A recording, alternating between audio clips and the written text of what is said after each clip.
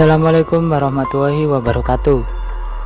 Selamat datang kembali di channel Cerita Misteri 46 yang akan berbagi pengalaman cerita mistis di sekitar kita. Tapi sebelum kita lanjutkan, silahkan tekan tombol subscribe yang ada di bawah video ini. Mari kita simak ceritanya. Kejadian ini terjadi kurang lebih 5 tahun yang lalu. Tepatnya tanggal 15 September 2015 di Gunung Merapi. Ya, kita sama-sama tahu kalau ngomongin cerita horor seputar pendakian gunung memang gak akan ada habisnya, karena gunung memang selalu menyimpan segudang misteri. Tanggal 15 September 2015, aku, Bayu, Bimo, Aji dan Hani melakukan pendakian di Gunung Merapi. Kami berangkat dari rumah jam 3 sore. Memang kami berniat melakukan pendakian pada malam hari untuk menghindari panas. Kami berlima sudah sampai di base camp jam 5 sore setelah 2 jam melakukan perjalanan.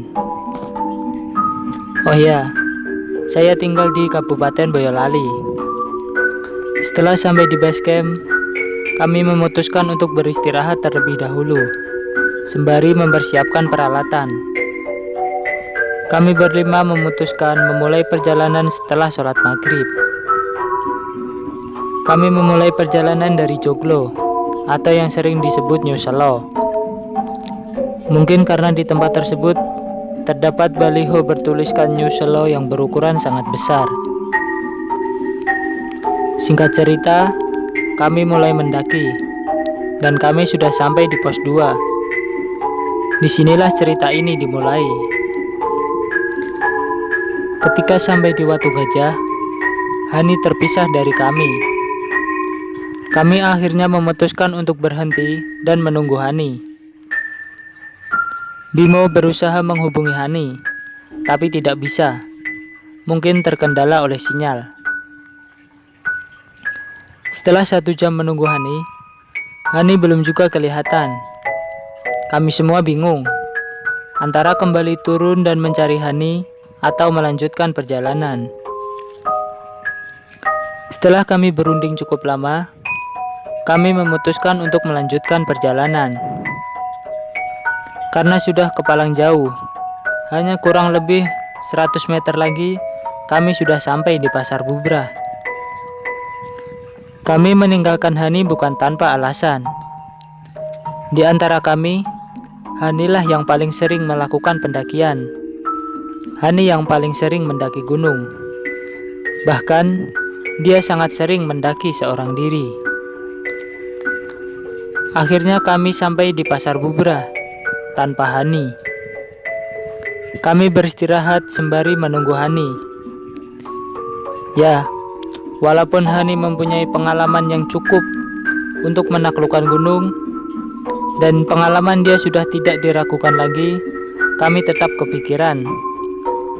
Karena kami naik secara bersama-sama, dan harus sampai ke puncak secara bersama-sama pula. Bimo mengajakku melanjutkan perjalanan sampai ke puncak, karena mereka yakin Hani sudah sampai di puncak terlebih dahulu. Setelah kami sampai di puncak, kami pun segera mencari Hani. Tapi Hani tidak ada di sana. Akhirnya kami beristirahat sebentar dan turun lagi untuk mencari Hani. Padahal, niatnya kami ingin melihat mentari pagi dari puncak Gunung Merapi. Para pendaki lain menyarankan untuk mencari Hani besok pagi, karena melakukan pencarian pada malam hari tidaklah mudah dan cukup beresiko. Tapi kami tetap turun dan mencari Hani. Kami takut terjadi apa-apa dengan dia. Tapi sayangnya, sampai kami di bawah dan sampai menjelang pagi, Hani belum juga ditemukan. Kami memutuskan turun ke base camp dan melapor, serta mencari bantuan. Tapi, sampai siang hari, Bahkan sampai sore hari, Hani belum juga ditemukan. Kami semua merasa cemas, khawatir, takut, campur aduk. Tapi ketika jam 8, Hani tiba-tiba datang diantar seorang warga. Sebut saja namanya Pak Umar. Pak Umar menjelaskan bahwa dia menemukan Hani saat sedang mencari pakan ternak. Pak Umar menemukan Hani dalam keadaan pingsan. Setelah sadarkan diri, Hani mengatakan kalau dia sedang mendaki dan dia terpisah dari teman-temannya. Akhirnya Pak Umar mengantarkannya ke base camp. Di sini Hani menceritakan apa yang sebenarnya terjadi kepada kami. Menurut Hani, sewaktu di Watu Gajah, ada seseorang yang memanggilnya. Hani seperti mengenali sosok yang memanggilnya tersebut. Dia memanggil Hani dan mengajaknya ke suatu tempat. Hani diajak ke suatu kampung, seperti kampung zaman dulu. Di sana ada beberapa rumah penduduk yang terbuat dari anyaman bambu. Hani diajak masuk ke salah satu rumah tersebut.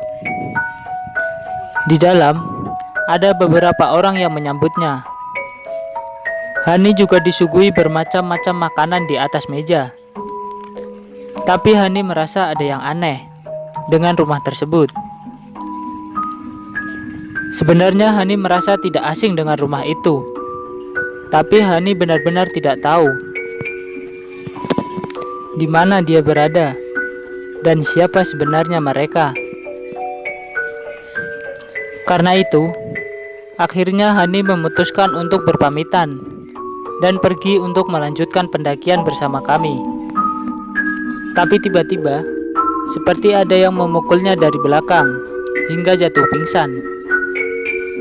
Setelah tersadarkan, Hani sangat kaget. Sudah berada di dalam rumah Pak Umar, pencari rumput yang menemukan Hani pingsan di tengah hutan dan mengantarnya ke base camp. Kami pun menyuruh Hani untuk beristirahat sejenak. Setelah beberapa menit kami beristirahat, Hani mengajak kami untuk kembali pulang ke rumah. Kami pun kembali pulang ke rumah dengan bersama-sama. Dan pengalaman tadi akan menjadi pengalaman yang tak terlupakan bagi kami semua. Saran saya, bagi teman-teman yang mendaki, usahakan selalu menjaga kekompakan. Jangan pernah meninggalkan satu sama lain.